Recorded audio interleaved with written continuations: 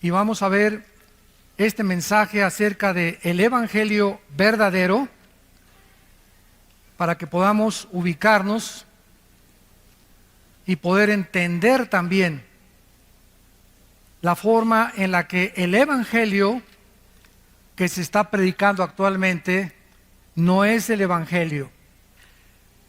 Y muchos de ustedes escuchan predicadores, falsos maestros, falsos apóstoles a través de diferentes medios de difusión y ya no saben distinguir. Ya dentro del mismo cristianismo ya no se distingue si lo que se está predicando es el Evangelio o es el Evangelio adulterado o es el Evangelio que ya no proviene de las Sagradas Escrituras sino de invenciones humanas. En esta carta a los Gálatas, el propósito del apóstol Pablo fue precisamente vindicar el Evangelio de la gracia de Dios.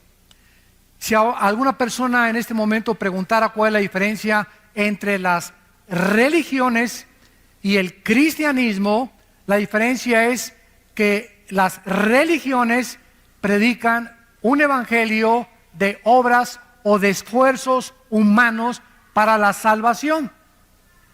En otras palabras, todas las religiones son la salvación por medio de esfuerzos humanos. Y el cristianismo predica la salvación por la gracia de Dios. ¿Ya ven la diferencia?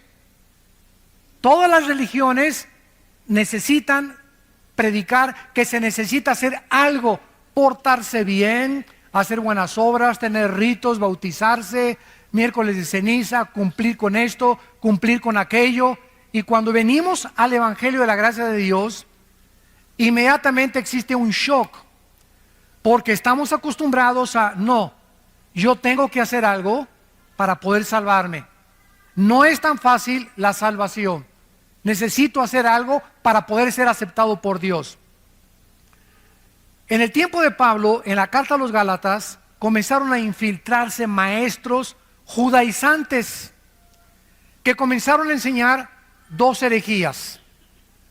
Una, que la persona era salva parcialmente por la fe, mas también se tenía que portar bien. Síganme con mucho cuidado. Que la persona soy salvo por la gracia, pero después de que soy salvo, necesito hacer buenas obras o mantener yo mi salvación, porque si no, pierdo mi salvación. Esto es un evangelio falso, porque el evangelio de la gracia es la salvación más nada. Hemos tenido a Cristo y de ahí en adelante las buenas obras no son para ganarnos el favor de Dios. No son para poder tratar de alcanzarlas, porque ya estamos salvados, ya hemos sido aceptados por Dios. Las buenas obras son el resultado, el fruto, el producto de que verdaderamente somos salvos. Porque la fe sin obras está muerta. Pero yo no puedo decir, es que si hago alguna obra mala o algún pecado después de que me convertí, puedo perder la salvación. Y en segundo lugar, la otra herejía que se enseñaba era que una persona creía parcialmente ser salva por la fe y también parcialmente por sus esfuerzos. En otras palabras, una persona tenía que creer en Cristo, pero también bautizarse, cumplir con la circuncisión, seguir el Shabbat o el sábado, las fiestas judías, membresía de alguna iglesia, o que necesita el bautismo del Espíritu Santo, o que necesita todas estas cosas, santos de Dios. Todas estas cosas estaban alterando, estaban completamente adulterando el Evangelio de la gracia de Dios. Qué triste es, ¿verdad?, que cuando tú recibes a Cristo, una persona te diga, pues es que te falta esto, o te falta aquello, o te falta este don para tener al Espíritu Santo. Qué triste, ¿verdad?, que pueda realmente la cristiandad crecer bajo esta atmósfera y no entender realmente qué es el Evangelio de la gracia de Dios. Por supuesto que este no era el Evangelio que Pablo había predicado. El verdadero Evangelio nos enseña que la salvación es únicamente por la fe, sin ninguna obra que se le pueda añadir, porque estamos completos en Cristo. Estamos completos en Cristo, dice Colosenses 2:10. No necesito ya nada más que crecer en la gracia. Después de que te conviertas, necesitas el desarrollo de tu crecimiento, y se llama la santificación. Cuando nos convertimos, fuimos justificados por la fe. Romanos 5:1. Dios te declara justo aunque no lo seas. Te acredita la justicia gracias al sacrificio de su Hijo en la cruz. Esto se llama la justificación. Número 2, ya que hemos sido justificados por la fe o salvados, viene la santificación. Dice 1 Pedro 1, sean santos porque yo soy santo. O sea, somos santos ante los ojos de Dios. Ahora dice Dios, vive con el carácter que es de Dios, que es la santidad. Ahora vive una vida diferente y apartada del pecado. Lucha contra el pecado, guerrea contra el pecado, porque vamos a vivir toda la vida hasta que Cristo venga en una guerra mortal contra el pecado. Entonces la justificación nos justifica, y ante Dios no somos jamás culpables. Cristo murió por los pecados pasados, presentes y futuros. Y si alguien dice, bueno, si no pierdo la salvación, o Cristo pagó por todos mis pecados, puedo vivir como yo quiera. Espérame tantito. Si una persona expresa eso, no es salva. Porque una persona que recibe a Cristo ha conocido la gracia, la misericordia de Dios, que nos constriñe y nos mueve a comenzar a seguir a Cristo y a tratar de vivir una vida diferente con el poder del Espíritu Santo. Y después de la santificación sigue la glorificación. Cuando Él venga, Efesios 1, 13 y 14, nuestro cuerpo será resucitado. 1 Juan, seremos como Él es cuando Él venga. Ya no habrá enfermedades, ya no habrá nada, porque entonces seremos como Cristo es, con un cuerpo glorificado como Cristo es. No dioses, pero tendremos el cuerpo que Cristo tuvo cuando Él resucitó.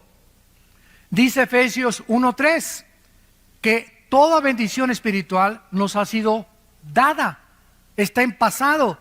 Hemos sido bendecidos con toda bendición espiritual en los lugares celestiales en Cristo. En otras palabras, cuando alguien te dice Dios te bendice, es porque ya te bendijo, porque ya las tenemos. No, Dios me va a bendecir la semana pasada con una casa, Dios me va a bendecir. Todas estas bendiciones ya las tenemos en el cielo, hay que bajarlas. Dios nos dice a los papás, yo te bendigo y tu generación será bendita. Yo sé que mis hijos serán benditos. Y puedes tener un hijo que no camina con el Señor, o una hija que no camina con el Señor ahorita, pero la Biblia dice que Dios ya bendijo a tus hijos porque tu generación será bendita. ¿Qué tienes que hacer? Seguir orando por ellos hasta que veas la promesa cumplida. 2, darles ejemplo, porque si no hay un ejemplo, la promesa no viene. Entonces tenemos que entender eso, que necesitamos caminar con Dios para poder, es como un cheque que nos deja Dios al portador. Lo único que tengo que es llenarlo, ir al banco y cobrarlo. Todo el dinero de mi papá me lo dejó en el banco. Solamente tengo que ir al banco y decirle, este dinero es mío, dénmelo. Todas las bendiciones están en el cielo y a Dios nos las dejó en el banco celestial. Ahora tenemos que bajarlas, pero está estipulado en el testamento que Cristo hizo, ¿verdad?, que estas bendiciones son apropiadas por medio de la fe. No se puede merecer la salvación, no se puede ganar la salvación. Somos salvados por la gracia y por el sacrificio de Jesucristo. Pablo visita en su primer viaje misionero a la iglesia de Galacia, Hechos capítulo 18, 22 y 23, y le fue prohibido por el Espíritu Santo predicar en Galacia. Era una región que se encuentra actualmente en el Asia Menor. Y esta carta a los Gálatas se considera teológicamente como la carta magna de la iglesia, porque Dios ha usado este mensaje para sacudir al mundo en varios, o tal vez en casi todos los avivamientos del pasado. El gran despertamiento espiritual de la Reforma, cuando Martín Lutero leyó la carta a los Gálatas, incendió su corazón y entendió que la salvación es únicamente por la gracia de Dios. Cuando Juan Wesley, que creía que se perdía la salvación, leyó la carta a los Gálatas, pudo tener paz en su vida cuando escuchó un sermón basado en esta carta a los Gálatas. Vamos pues a comenzar a ver esta maravillosa carta y analizarla y darnos cuenta de qué forma el evangelio equivocado estaba infiltrando esta iglesia. Dice el versículo 6 al versículo 9. Capítulo 1 de Gálatas, del 6 al 9.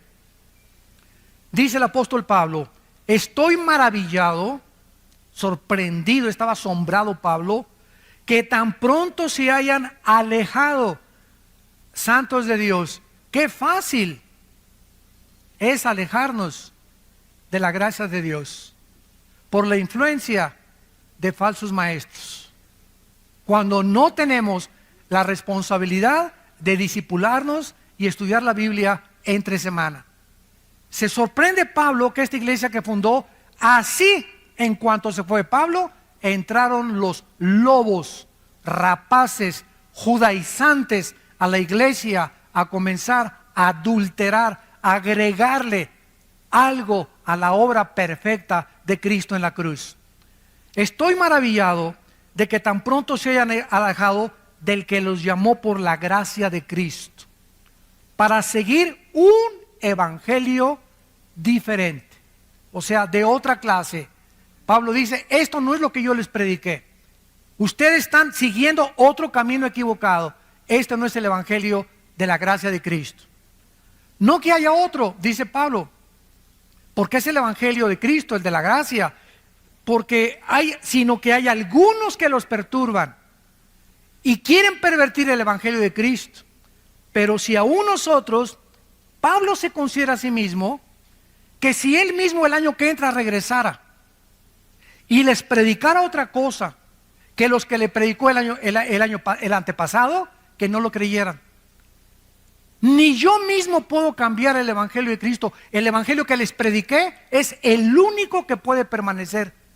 Y si yo regreso a predicarles otro evangelio diferente del que les prediqué, yo mismo vengo a ser condenado por Dios. O si un ángel, dice Pablo, y llega un ángel en la noche y te sacude los pies y te dice: pues este es el evangelio, dice Dios esto y el otro, y lo que te anuncia el ángel o el marciano o el extraterrestre o la aparición o el misticismo o lo que haya sido, cualquier cosa sobrenatural que contradiga el evangelio de la gracia de Cristo, es un perverso, es un falso profeta, es un falso maestro, es un falso apóstol. Así nacen las sectas. Los mormones, por ejemplo. ¿Qué es el mormonismo? Un hombre llamado en el siglo XIX, a fines del siglo XIX, José Smith. Se le apareció un ángel y dijo que se llamaba Moroni. El ángel le dijo: vete a un monte y vas a encontrar unas tablas escritas en egipcio cuneiforme. Traduce esas tablas y de ahí salió el libro famoso del Mormón. Pero el ángel también le dijo: ¿sabes qué, Pepino? Tu esposa no es la única, puedes tener 7, 8, 9 más.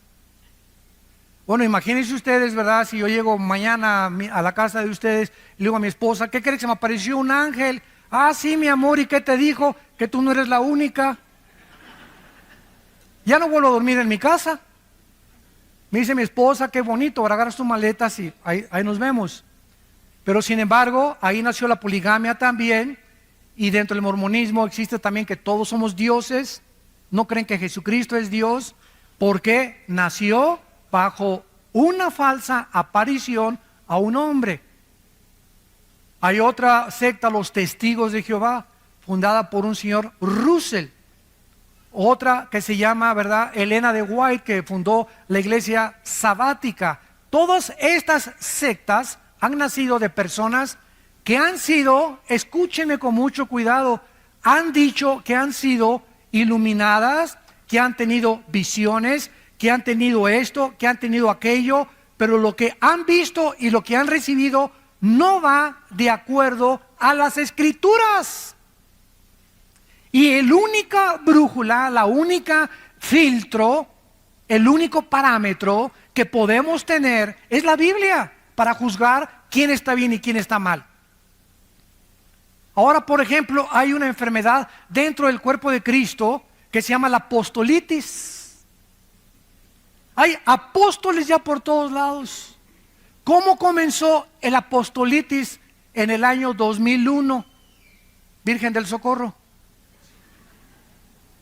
Durante 2000 años de la iglesia, ni los padres de la iglesia, los mismos apóstoles en las cartas apostólicas, Gálatas, Efesios, Filipenses, Corintios, Romanos, en todas las cartas, nunca fue la intención de ellos de nombrar más apóstoles. Nombraron pastores, nombraron ancianos, nombraron diáconos, nombraron obispos. Cuando murieron los apóstoles, siguieron los padres de la iglesia, Orígenes, Policarpo. Ninguno de ellos se consideró y consideraban el apostolado, si alguno se considera, lo considera una blasfemia. Pasaron 2000 años. Martín Lutero, Juan Calvino, Billy Graham, los predicadores del siglo XX, Billy Sunday, Hudson Taylor en la China, David Carey en la India, todos los misioneros, todos los grandes hombres de Dios, nunca se han llamado apóstoles. Pero en el 2001, una persona en California, un pastor, dijo que se acercó una profetisa, Virgen de la Macarena,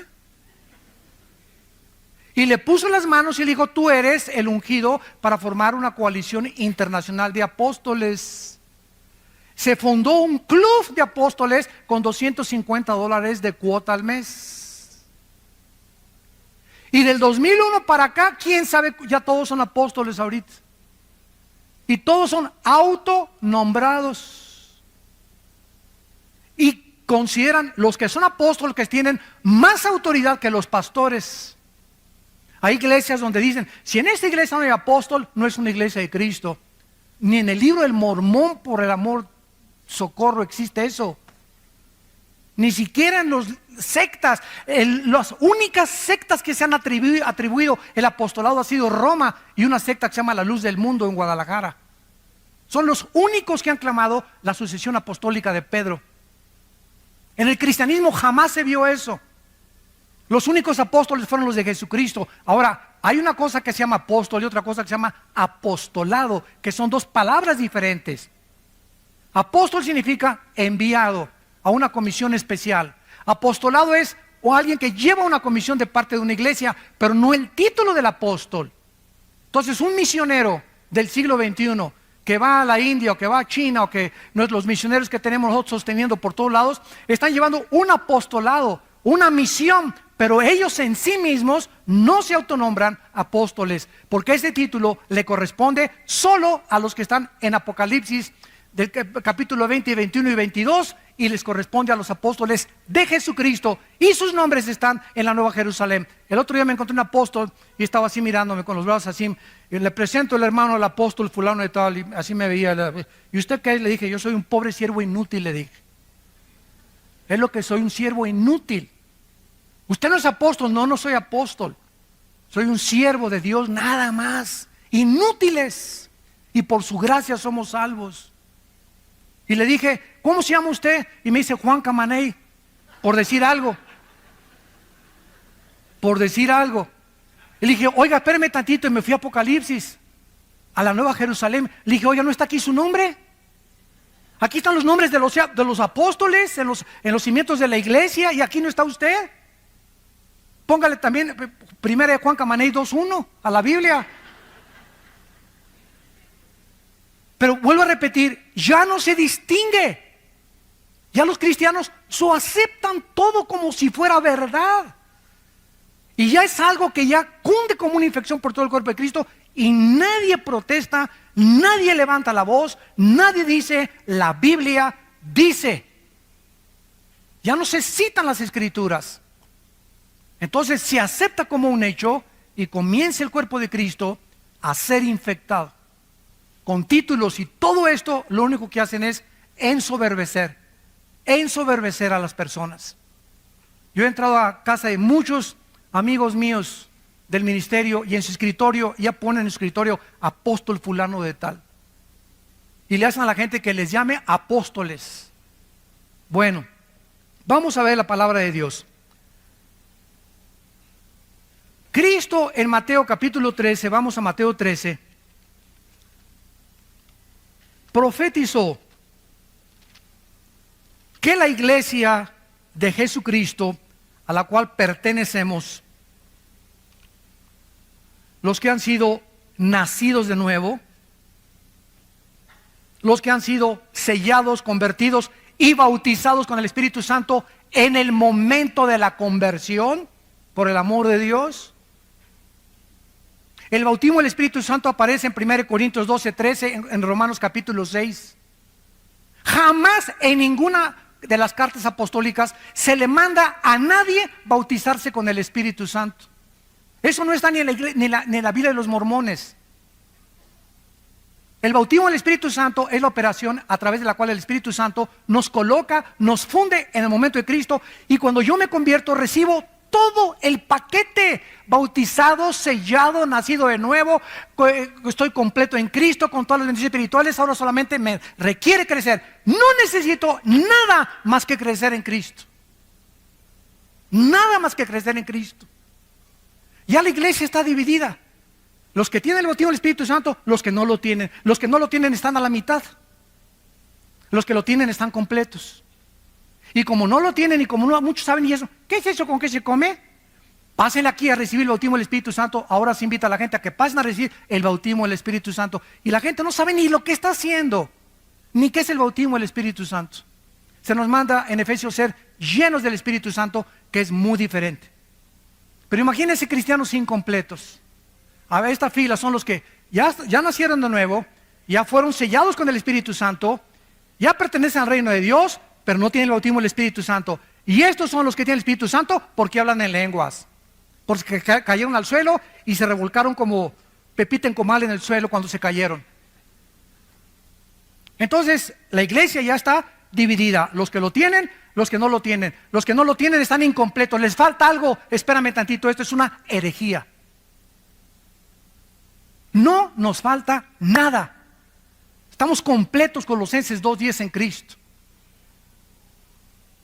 Dice en 2 de Pedro capítulo 1: todas las cosas que pertenecen a la vida de la piedad, versículo 3 en adelante, todas las cosas que pertenecen a la vida de la piedad nos han sido dadas, pasado. O sea, todo lo que pertenece a la vida cristiana ya nos dio el paquete cuando me convertí a Cristo, como un niño cuando nace. No, le falta el oído, le falta el olfato. Mira, el niño nació completito, está entero el bebé, tiene pulmones, tiene oído, tiene ojos, pero le falta crecer, desarrollarlos, pero no le falta nada porque sería un fenómeno, sería hijo de los marcianos. Entonces cuando nacemos de nuevo, nacemos completitos, no nos falta nada. Tenemos todo lo que Dios nos ha querido dar. Los dones me los dio Dios. No llega alguien, me pone las manos y me da los dones. Ya recibí el paquete, ahora tengo que descubrir cuáles son mis dones. Hitler dijo esto: cuando una mentira se predica 100 años, se acaba aceptando como una verdad. Y se ha predicado tanto y tanto desde los 80s. Desde los 80s, esto antes de los 70s no existía. Desde los 80s comenzó a predicarse. Te falta algo, necesitas hacer esto, necesitas por aquel lado, necesitas bautizarse. Si no te has bautizado, Cristo no te acepta. Si no hablas en lenguas, no tienes al Espíritu Santo. Si no tienes el bautismo del Espíritu Santo, no puedes hablar en lenguas. Si no hablas en lenguas, no puedes tener la unción. Te falta algo, te falta algo, te falta algo. No nos falta nada en Cristo, porque su obra fue perfecta en la cruz. Y cuando Él muere nos dio todo absolutamente.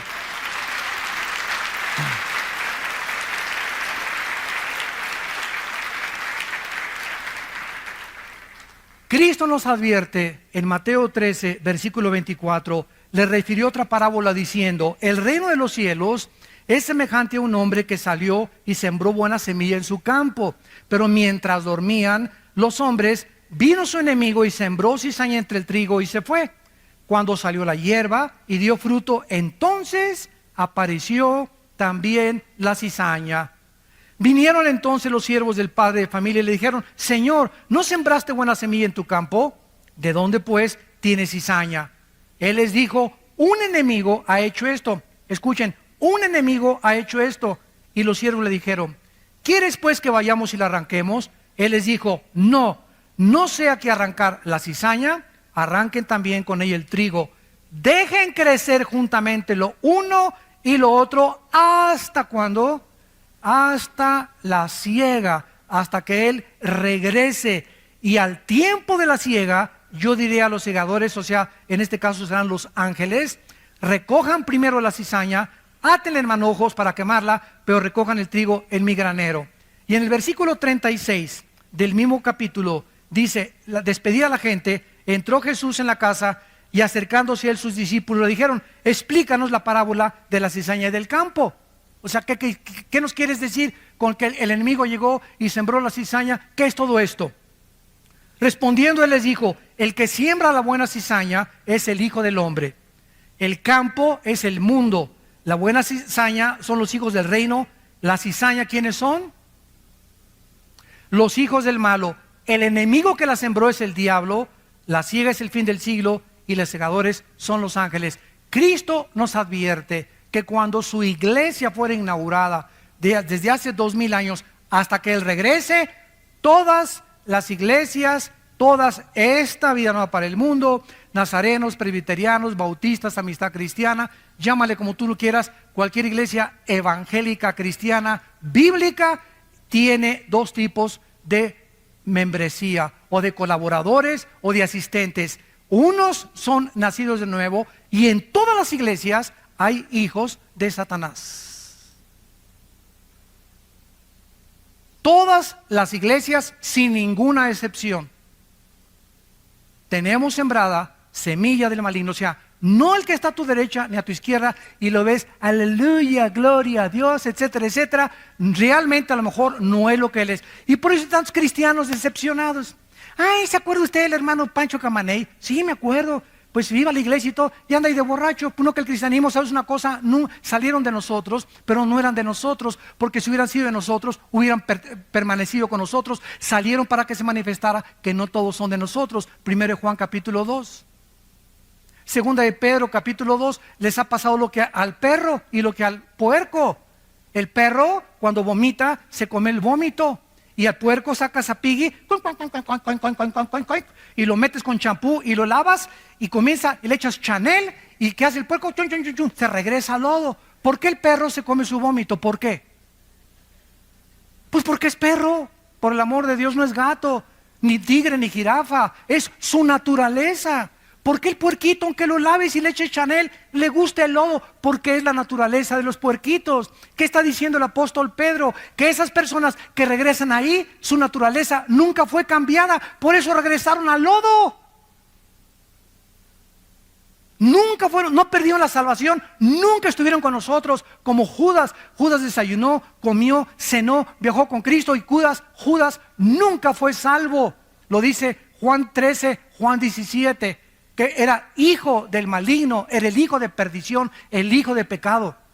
Nunca Judas tuvo la salvación, jamás la perdió porque nunca lo tuvo. Cristo oró claramente por sus discípulos, jamás oró por Judas, porque sabía que era hijo del maligno, era la cizaña. Y si Cristo tuvo una cizaña en el grupo que lo siguió, imagínense las demás iglesias. Entonces, no te decepciones por aquellos cristianos que hacen faltas, que caen al suelo. Ahora bien, es muy importante esto. Esto no significa que un cristiano nunca va a caer, pero sí significa que si cayó, de las orejas lo regresa Cristo al rebaño. Porque Dios dice, Romanos 12, Hebreos 12, al que ama, pao, pao, pao. Dios al que ama le da cuero, al que ama disciplina. Y si tú eres un cristiano que conoces a alguien que ya tiene 2 o 3 años, allá otra vez en el mundo, nunca fue cristiano, aunque salió de nosotros, nunca fue sellado con el Espíritu, nunca nació de nuevo, oyó el Evangelio, oyó a Cristo, pero jamás se salvó. Y por eso jamás regresó tampoco. Pero vamos a oír de muchos cristianos que cayeron y ya regresaron al rebaño. Y el hermano cayó en la borrachera 6 meses y le fue como en feria, porque era hijo de Dios. Pero si no te disciplina Dios, no eres hijo de Dios. Entonces hay 2 tipos de apóstatas. El apóstata, la palabra apóstata significa salirse del camino. Hay cristianos que se brincan el rebaño, como el cuento del pastor. Había una oveja que se brincaba el rebaño una vez y allí iba el pastor por ella. 2 veces y fue por ella, porque el pastor busca sus ovejas.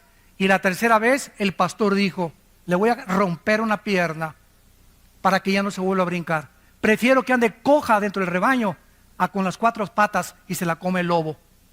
Entonces muchas veces Dios tiene a muchos cristianos que meterlos bajo una disciplina física, que te suceda un accidente tremendo, que pierdas un ojo, que pierdas una pierna, un ataque al corazón, alguna enfermedad, que pierdas el trabajo, una crisis moral, para que te haga reaccionar que no podemos hacer nada sin Él.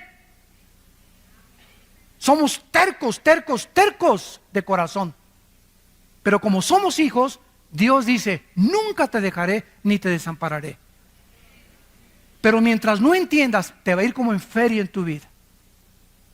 No vas a tener paz, las cosas no te van a salir como tú quieres, no vas a progresar. ¿Por qué? Porque crees que te puedes burlar de mí. Y como eres mi hijo, como eres mi hija, no te puedo dejar sin disciplina. La palabra disciplina, pedagogos, que significa pedagogía, viene la palabra pedagogía, significa educar el carácter. Y dice en Hebreos 12, ¿qué pues? Te haré entender y te enseñaré el camino que debes andar. ¿Iré contigo con vara o con la palabra? O sea, Dios aplica la disciplina hablándonos primero. Cada domingo nos habla Dios, nos expone nuestros pecados, nos muestra nuestra necesidad de Él.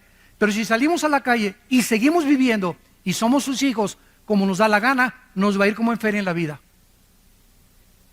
Cristo dijo: prefiero que entres manco, tuerto, cojo al cielo, que entres entero y te quemes en el infierno. Ahora vayamos a Hechos capítulo 20 y veamos al apóstol Pablo. Cuando Pablo se fue de la iglesia de Éfeso, les hizo la misma advertencia de Cristo con más claridad, porque ya la iglesia estaba formada. Hechos capítulo 20, versículo 29. Porque yo sé, o sea, Pablo estaba absolutamente seguro, sin ninguna duda alguna, yo sé que después de mi partida, esta es la importancia del pastoreo. Yo sé que después de mi partida entrarán en medio de ustedes conejitos. Eso dice. Conejitos chinguanguanchones. Los lobos es el animal que el Espíritu Santo escogió, porque es el animal depredador que está esperando, que su plato favorito son las ovejas.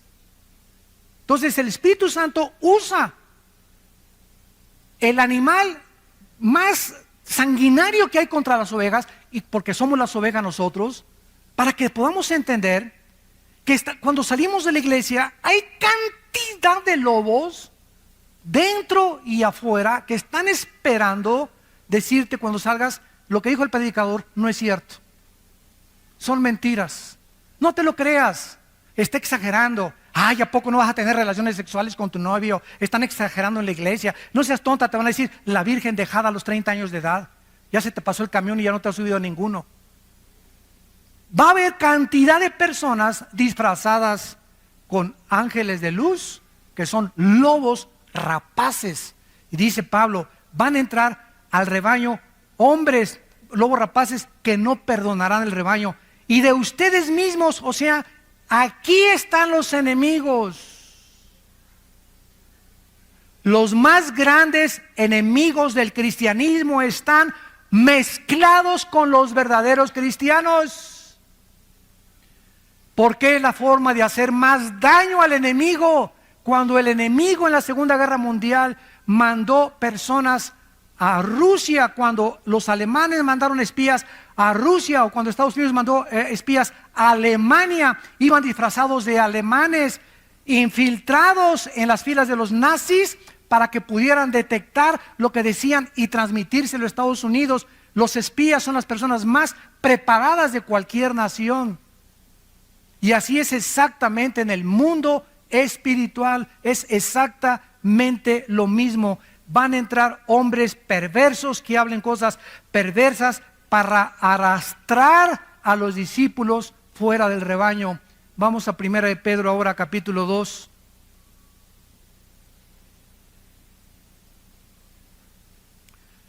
Perdón, 2 de Pedro 2. 2 de Pedro capítulo 2. Ya vimos a Cristo, ya vimos a Pablo, todos los apóstoles haciendo la misma advertencia. Cuídense del falso evangelio. 2 de Pedro 2. Pero hubo también falsos profetas, como habrá entre ustedes falsos maestros. Se nos está advirtiendo, no se desilusionen, no se decepcionen. Ay, todos son una bola de hipócritas. Ay, este y el otro. Y no he visto un cristiano así porque tienes tus ojos en los hombres. Los hombres te fallaron y te van a seguir fallando. No hay ningún Dios entre los hombres más que Cristo. Puesto los ojos, dice Hebreos 12, en Cristo. Si los quitas de Cristo y los pones en los hombres, te vas a desilusionar y te vas a decepcionar. Y si te caes del caballo y te fuiste de la iglesia y no regresaste a la iglesia, dizque con tu front, ¿verdad? Con tu apariencia, no es que pura hipocresía, no es verdad, etcétera, etcétera, es porque nunca fuiste salvo. Ni siquiera te ha disciplinado Dios. Es más, hasta te va mejor. Hay gente que se sale de la iglesia y hasta le va mejor. Y ya que quieren lo que quieren, y ya que quieren ese dinero, y ya que quieren el homosexualismo, y ya que quieren tantas mujeres, y ya que quieren el sexo, y se salen y la parranda y la borrachera y las drogas, ya que alcanzan eso, entonces Dios viene y mete el hacha a sus vidas. Para darte cuenta qué locura fue haber abandonado a Dios. Va a haber entre ustedes que dice falsos maestros que introducirán, pero miren cómo entran, por amor de Dios, vean, encubiertamente. Cuando un predicador predica una herejía, la maquilla que parezca bonita, la disfraza para que parezca bonita y parezca que es la verdad. Yo puedo leer una revista, por ejemplo, de los Testigos de Jehová, que se llama La Torre del Vigía, y encuentro que el 80% de lo que esa revista dice es verdad, es la Biblia, y el otro 20%, cuidado, ahí está la lombriz de Satanás en la manzana escondida. Predican cosas que son verdad y las mezclan, las cubren con la verdad para que no te des cuenta que ahí va el gusano escondido. Como dijo un predicador, toda manzana del diablo tiene un gusano escondido. Estos falsos maestros van a introducir herejías destructoras, porque las mentiras de Satanás destruyen el alma, te quitan la paz, te llenan de culpa, te llenan de amargura, te llenan de rencor, te llenan de odio, que es la antítesis del fruto del Espíritu Santo. Un cristiano que se sale del rebaño, un cristiano que predica herejías o que ha oído herejías, es un cristiano rencoroso, amargado, decepcionado, desilusionado, y comienza a tomar y comienza a hacer estas cosas. ¿Por qué? Porque no tuvo la salvación. Y si la tuvo, no tarde en que el Señor le dé, pero le dé duro. Y muchos seguirán sus disoluciones, por causa de los cuales el camino de la verdad será blasfemado. Ahí está la razón. Tú métete a internet y vas a encontrar, ¿verdad?, 1000 ataques contra la mayor parte de los predicadores. Unos son verdad, otros son mentira. ¿Tienes tú la capacidad de distinguir quién es quién?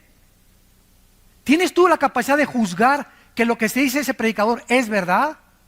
¿O tienes la capacidad para juzgar que lo que se dice ese predicador es mentira, que son calumnias del infierno? Pero te metes a internet y comienzas a llenar tu mente de puro veneno y de pura cochinada, sin tener el discernimiento ni la madurez para juzgar. ¿Y qué pasa? Te decepcionas. No, pues así está la iglesia, mira nomás este, y mira este y este y este, y te das cuenta, ¿verdad? ¿Por qué? Métete a la Biblia, por favor, no te metas al internet ni al YouTube, porque vas a encontrar puras calumnias. Vuelvo a repetir, unas son verdad, otras no son verdad, pero si no eres maduro, te va a hacer mucho daño, porque te va a confundir y no vas a saber ni siquiera ya qué es verdad y qué es mentira. Será la vieja del otro día. Y miren lo que dice el versículo 3, y por avaricia, esto ha entrado, ¿verdad? Tremendamente. Por avaricia harán mercadería de vosotros con palabras fingidas. Les vendo un pañuelo ungido con aceite de Jerusalén, y a mí qué me importa que sea de Zapotlán, Los Altos, o de Xonacatlán, o del río Lerma, o de Jerusalén. El aceite del Antiguo Testamento era un símbolo del Espíritu Santo. El aceite de Jerusalén no es mágico, ni es una cosa que me va a hechizar. Es aceite de Jerusalén, y el aceite de olivo es igual ahorita, porque ya no tiene ningún significado en el Nuevo Testamento. Voy a ungir mi casa con aceite. ¿De dónde sacaste esto? Ni en el libro del Mormón existe eso. Me voy a ungir aquí para que pueda. La unción es del Santo, 1 Juan 2, y ya la tenemos. La unción es el Espíritu Santo. Ya no hay aceite que nos unja. El aceite fue usado en el Antiguo Testamento por los sacerdotes, para ungir a los sacerdotes, para ungir el mobiliario del tabernáculo, y dejó ya de tener ese simbolismo. Ya en el Nuevo Testamento tiene otro. La única vez que se usa es Santiago, donde dice que los líderes de la iglesia unjan con aceite a los enfermos. Los líderes, los pastores de una iglesia, nada más. No dicen que unjas a tu perro, ni tu casa, ni tu baño, ni tu excusado tampoco. Entonces, ¿de dónde hemos sacado tantas cosas? Le vendo un pañuelo ungido. ¿Ungido por quién? Es que un pastor oró y ahí tiene la unción. Ahí está su mano en el pañuelo, y lo pone usted en el cojín y se le va a quitar el dolor de cabeza, hermano. ¿Saben ustedes, santos de Dios, cómo se llama esto? Esto se llama hechicería. Quiero decirles algo. La iglesia que estamos estudiando, la iglesia de Galacia, era una iglesia, lo vamos a ver, hechizada. Habían entrado poderes de demonios a esa iglesia, y a los que son la cizaña comenzaron a infectarlos para contagiar a las ovejas sanas. Los que tenían el ébola corrieron para infectar a los sanos. Los sidosos querían infectar a los que no tienen sida, porque el malo no se conforma con la maldad, quiere contagiar a los demás y quiere propagar su maldad a los demás. Esa es la naturaleza autodestructiva del ser humano.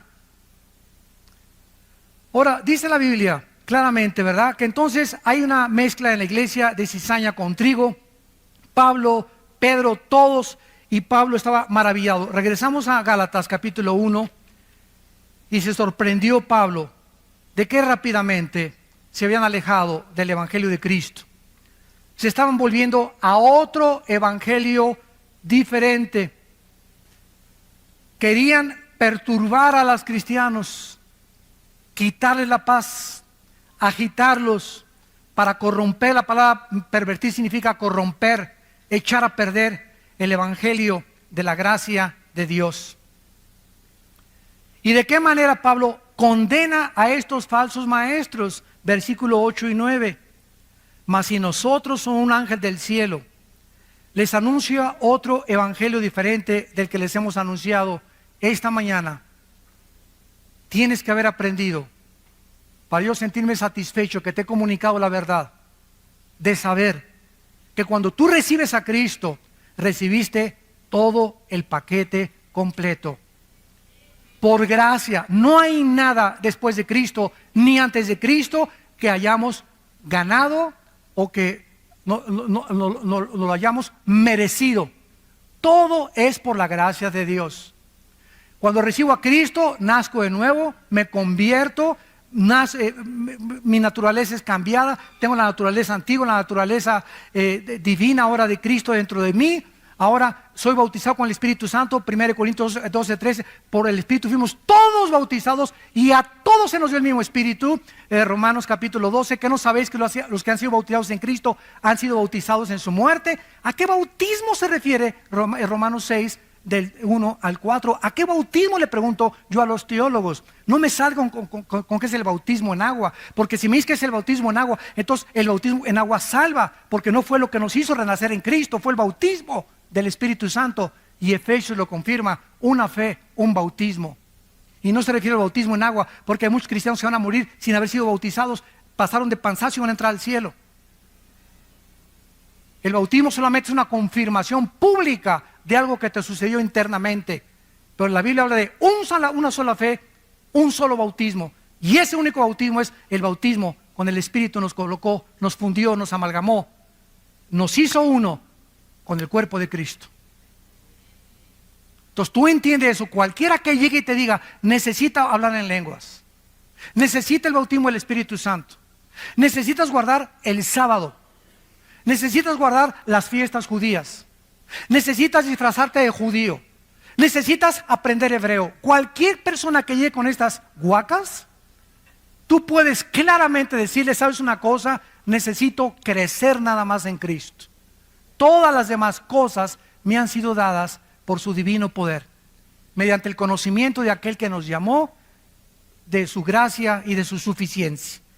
Dice Pablo: cualquier persona que trate de predicarles otro evangelio, versículo 9, sea anatema.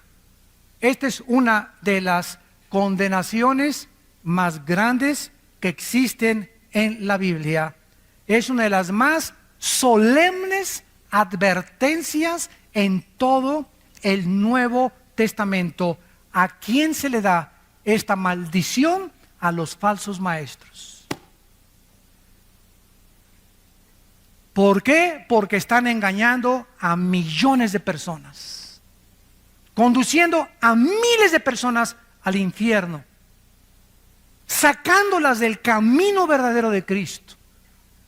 ¿Y saben ustedes cuáles son los motivos de la mayor parte de estos falsos maestros? El dinero, la fama, el poder, la autoexaltación, tener miles de personas. Y ahora creemos que la persona tiene una iglesia de 20,000 personas, o se juntan 40,000 personas con una persona, es una iglesia con éxito. Ahora medimos el éxito por la cantidad de personas y no por la calidad del carácter de las ovejas de esa iglesia, que es una grande diferencia. Cuando lleguemos al cielo no me va a decir Dios: a ver, Armando, ¿cuántas almas, Señor? Estoy en los récords Guinness, más 25 millones de almas gané. Hice 50,000 iglesias, Señor. Mi iglesia tenía 10 servicios, gracias a Dios. Qué bueno, muchachito. Nada de eso es malo, ¿verdad? Bueno, muchachito, está bueno, muchachito. Pero ¿sabes una cosa? Pero tengo contra ti que has perdido tu primer amor. Hiciste muchas obras, muy buenas obras, pero solo una pregunta nos hará Jesús al entrar al cielo. Nunca nos va a preguntar las buenas obras que hicimos, porque las buenas obras que hicimos, o todo lo que alcanzamos y el éxito que logramos y doctorados y todo, estuvo bien, o sea, no estuvo mal, pero eso no es lo principal. Cristo me va a preguntar, al llegar al cielo, ¿cuánto del carácter de Cristo tienes? Dios nos va a preguntar, ¿cuánto del carácter de mi Hijo Jesús tienes? ¿Fuiste manso y humilde de corazón? ¿A quién amaste? Ni a tu perro amaste. ¿Amaste a alguna mujer en tu vida sacrificialmente? ¿Amaste a algún hombre sacrificialmente? ¿Amaste a tus padres sacrificialmente? Hayan sido lo que hayan sido tus padres, el jefe del cartel de no sé dónde, tu mamá la prostituta de Sinaloa, lo como les llames, no importa lo que tus padres han sido, nunca juzgues a tus padres, hónralos, ámalos y ora por ellos y respétalos para que te vaya bien en la vida. Si tuviéramos lenguas, si tuviéramos dones, 1 Corintios 13, si tuviéramos todo el conocimiento, ¿se acuerdan? Si tuviéramos toda la teología y no tenemos amor, ¿qué cosa? ¿Qué es lo que va a valer cuando lleguemos al mundo? ¿Cuánto del amor de Cristo manifestamos a la humanidad? ¿A cuántos bendeciste? ¿A cuántos abrazaste? ¿A cuántos niños en el orfanatorio fuiste a ver? ¿A cuántas en el asilo para ancianos? ¿A cuántos presos en la cárcel fuiste con ellos? ¿A cuántos de tus hijos les diste buen ejemplo? Aunque tu esposa no te ha llamado, tú la amaste. Aunque tu esposa no te ha llamado, tú lo amaste. Ese es el amor de Cristo que nos manda la Biblia a tener. Ese es un cristiano. El que ama sin pedir nada a cambio. El que no juzga, el que no condena. Si quieres ver días buenos, guarda tu lengua de hablar el mal y de juzgar a nadie, para que te vaya bien en la vida. Dice en 1 Timoteo 6, para que terminemos, 1 Timoteo 6, el apóstol Pablo, antes de morir, se despide de las iglesias y su más siervo discípulo Timoteo recibe estas palabras. 1 Timoteo 6, del 3 al 5. Si alguno enseña otra cosa, vean ustedes el celo de los apóstoles por la sana doctrina. ¿Y saben lo que se predica ahora?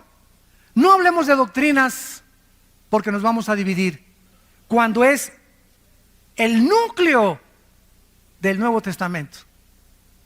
Yo así me encuentro. No hablemos de doctrinas. Es como no hablemos de religión ni de política, porque no nos vamos a poner de acuerdo. Qué triste, ¿verdad? No hablemos de doctrinas, porque las doctrinas nos dicen: oye, espérame tantito.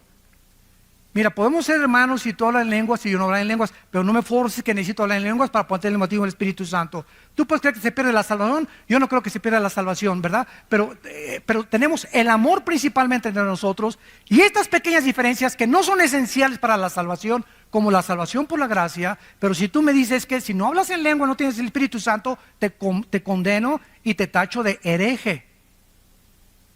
Porque me estás diciendo que soy un cristiano incompleto. O sea, estás adulterando, estás agregando, estás quitándole a la Biblia, porque la Biblia dice en Colosenses 2:10 que estoy completo en Cristo. No me digas que me falta nada, estoy completo en Jesucristo.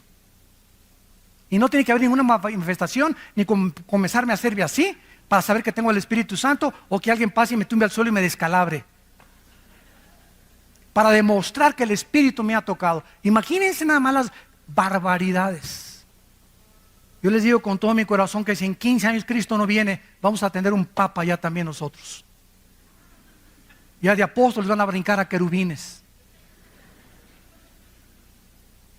Si alguno enseña otra cosa y no se conforma a las sanas palabras de nuestro Señor Jesucristo que están aquí en la Biblia y a la doctrina que es conforme a la piedad, está envanecido, nada sabe, delira acerca de cuestiones, contiendas de palabras, y de las cuales nacen envidias, pleitos, blasfemias, malas sospechas, disputas necias de hombres, corruptos de entendimiento, privados de la verdad, que toman la piedad como fuente de ganancia. Apártate de los tales. Padre, te damos gracias por tu palabra en esta tarde. Gracias, Señor, porque no podemos enseñar ninguna otra cosa más que lo que está escrito.